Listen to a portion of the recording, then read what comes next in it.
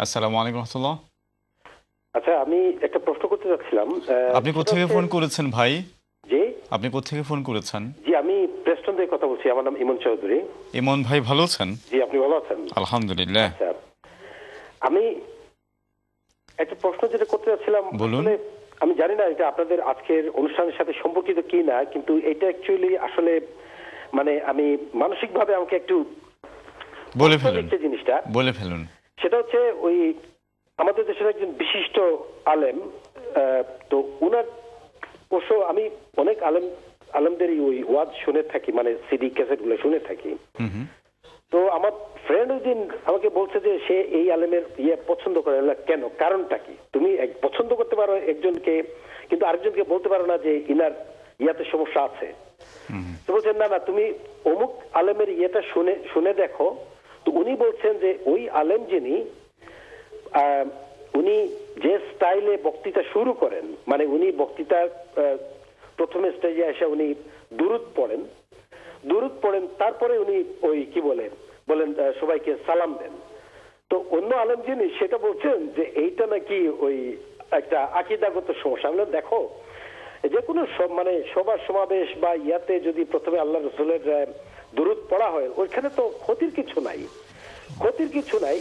তো তারপরে সালাম দিল। তো অন্য আলেম যিনি মানে ওই এটা করে কি বলে এটা নিয়ে করেছেন, তিনি বলছেন যে না না, প্রথমে সালাম দিতে হবে, তারপরে দুরূদ পড়তে হবে।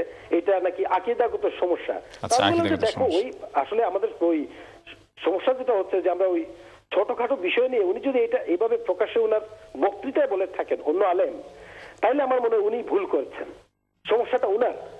কারণ এই ধরনের যদি আপনারা পাবলিকের মধ্যে নিয়ে আসেন, তাহলে আপনার স্পেসিফিক প্রশ্নটা কি? জি বলুন। তো আমার স্পেসিফিক প্রশ্নটা হচ্ছে যে যদি কোন আলেম বা যে কেউ কোন মানে সবার সমাবেশে যিনি সাপোজ কেউ বক্তৃতা করছেন, তিনি প্রথমে যদি দুরূদ পড়েন আর তারপরে ওই কি বলে শ্রোতাদের উদ্দেশ্যে সালামটা দেন, এখানে কি কোনো আকীদাগত সমস্যা আছে? সুন্দর প্রশ্ন শেখ বলছেন। মানে তিনি একজন এসে তার বক্তব্যের শুরুতে, এটা কি চ্যানেলও এরকম হয় নাকি, মানে প্রশ্নের জবাব দিতে গিয়ে, এই ধরনের অনুষ্ঠানে আসতে গিয়ে অথবা বক্তব্য বলতে গিয়ে প্রথম তিনি দুরূদ পাঠ করেন, তারপরে তিনি কি করেন, সালাম দেন। এটা অন্য একজন আবার আপত্তি করছে যে এটা আকীদাগত ব্যাপার হয়ে দাঁড়িয়েছে। না, আমি এখানে তো আপনি যেভাবে বলছেন এখানে মৌলিকভাবে কোনো আপত্তি করার কিছু নেই। আসলে বক্তৃতা করার যেটা সংস্কৃতি আমাদের, সেটা হচ্ছে প্রথম হামদ হবে, আল্লাহ পাকের প্রশংসা, এরপরে সালাত ও সালাম নবী সাল্লাল্লাহু আলাইহি ওয়াসাল্লামের প্রতি, যেমন আলহামদুলিল্লাহ ওয়াসসালাতু ওয়াসসালামু আলা রাসূলিল্লাহ। এটা হলো এই ধারাটা এরকম। আমরা অনেক সময় বক্তৃতা শুরু বিসমিল্লাহির রহমানির বলে করি, আউযুবিল্লাহ বলে, এগুলি না, এগুলি আমাদের সংস্কৃতি না। আল্লাহর নাম নিতে হবে শুরুতে, কিন্তু কিভাবে? এই যে আলহামদুলিল্লাহ বলে তো আল্লাহর নাম এসে গেল। বিভিন্ন ফর্মে এটা হয়ে থাকে বক্তৃতার সময়। সংস্কৃতিটা এটাই, প্রথম আল্লাহ পাকের হামদ করা, তারপর নবী সাল্লাল্লাহু আলাইহি ওয়াসাল্লামের প্রতি দুরূদ পাঠ করা, এরপরে আপনি সালাম দিয়ে কথা বলেন, অথবা প্রথম সালাম দিলেন, এই কোনোটাতেই আপত্তিকর কিছু নেই। তবে সবসময় মনে রাখা দরকার, দুরূদটা দ্বিতীয় পর্যায়ে প্রথম হামদ করে তারপরে দুরূদ, এইভাবেই করা। আর যদি কেউ দুরূদ পড়ে ফেললো, এটা কোনো এমন কোনো অপরাধ তিনি করলেন না যে এটাকে খণ্ডন করে দিতে হবে, বরং এটাকে এইভাবে দেখলেই হয়ে যায়। আর আমি জানি না যে লোক কীভাবে দুরূদ পাঠ করে। আবার দুরূদ পাঠ করার তো অনেক তরিকা আছে আমার দেশে। সেই তরিকার মধ্যে কোনো খেলাফ কিছু হয়ে থাকলে, যেমন আসসালাতু ওয়াসসালামু আলাইকা ইয়া রাসূলুল্লাহ, এই কথা কেউ বলে শুরু করলো এবং সে মনে করলো হুজুর এখানে আবার হাজির আছেন, তাহলে তো আকীদার ব্যাপার ইনভলভ হলো। আর যদি সেটা না হয়ে থাকে, তাহলে আপত্তির কোনো ব্যাপার আমি মনে করি না। আল্লাহু আ'লাম বিসসাওয়াব। এরকম একটা শেখ হাদিস আছে না যে রাসূলুল্লাহ সাল্লাল্লাহু আলাইহি ওয়াসাল্লাম হামদ এবং সানা না এবং সালাতু আলা নবী না দিয়ে যদি কোনো বক্তব্য শুরু করা হয়, তো সে বক্তব্যে কোনো বারাকা থাকে না। হ্যাঁ, জি জি। কিন্তু তার এই সালামটা কখন দেবেন? এই যে সুধীবৃন্দকে সালাম দিচ্ছেন, অডিয়েন্সকে সালাম দিচ্ছেন, সেটা কি আগে সালাম দিয়ে হামদ সানা করবেন, নাকি হামদ সালাতু আলা নবীর পরে কি সালাম দিবেন দর্শকদেরকে?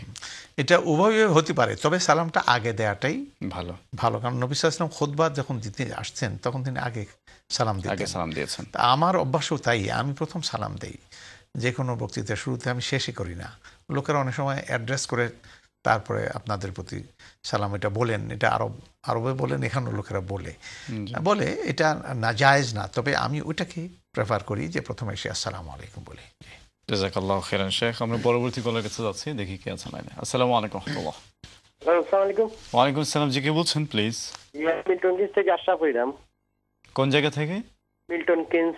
মিল্টন কিংস থেকে অনেক দূর থেকে ফোন করেছেন। জি, আমার কোয়েশ্চন হইল, শহরের আমাদের এখানে 3টা মসজিদ আছে, তিনটা 3 ডিফারেন্ট স্টাইলে শহরের এই যে আছে চার্ট আছে না, 410 একটা লেখা হয়েছে, একটা লেখা হয়েছে 336 আর একটা লেখা হয়েছে 341।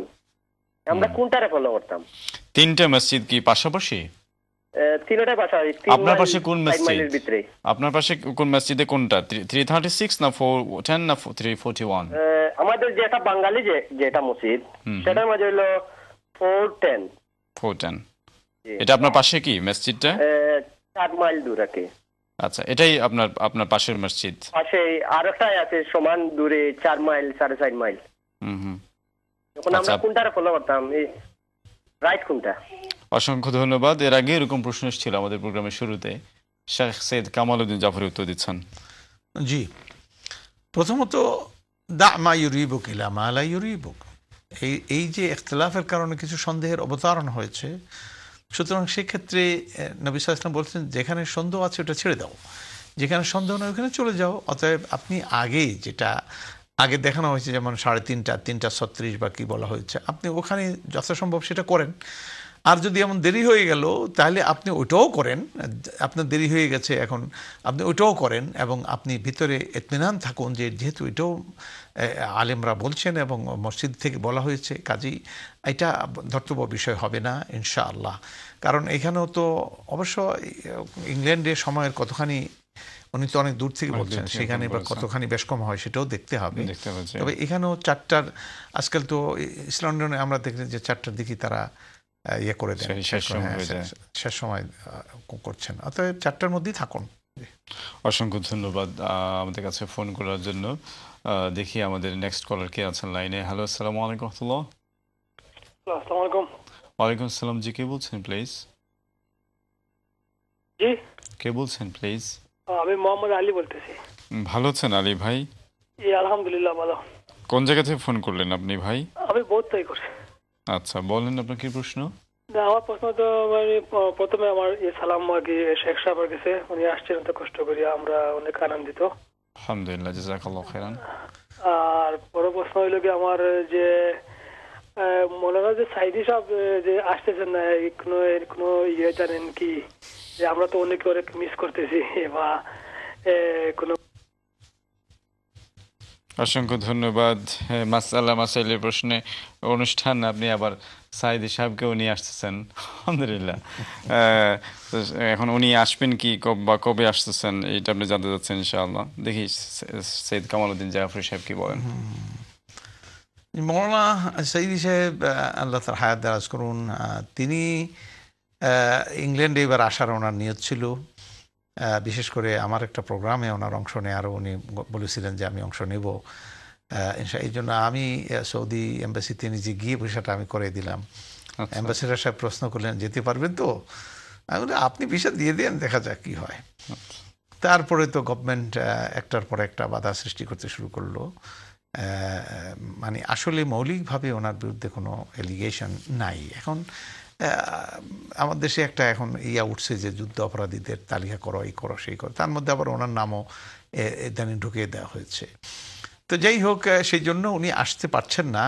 কেস কোর্টে আজকে বোধহয় একটা রায় হওয়ার কথা, তো কালকে পর্যন্ত অপেক্ষা করুন কি রায় দেয়। এমন হতে পারে যে ক্লিয়ার হয়ে যেতে পারে, তাহলে তো উনি চলে আসবেন। ওনার সবই রেডি আছে, ভিসাও রেডি আছে, সবই রেডি আছে, আসবেন। আর তা না হলে গভর্নমেন্ট, আমাদের দেশের গভর্নমেন্টের নিজস্ব পলিসি আছে, সেই পলিসি নিয়ে তারা চলেন। সেই ক্ষেত্রে আমাদের তো এখানে এই পরিসরে আমরা কোনো মন্তব্য করতে পারছি না।